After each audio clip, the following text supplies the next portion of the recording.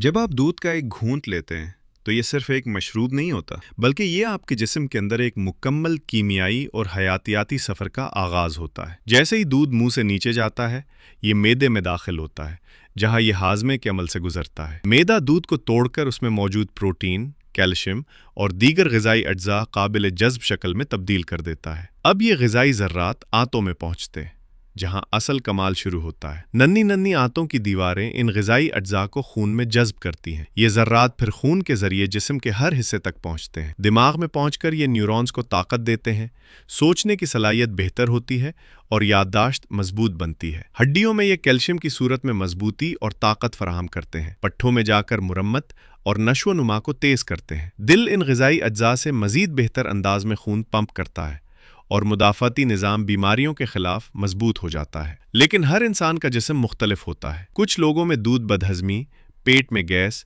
या एलर्जी का सबब बन सकता है। बाज़ के लिए दूध तवानाई के बजाय थकन और भारीपन ला सकता है।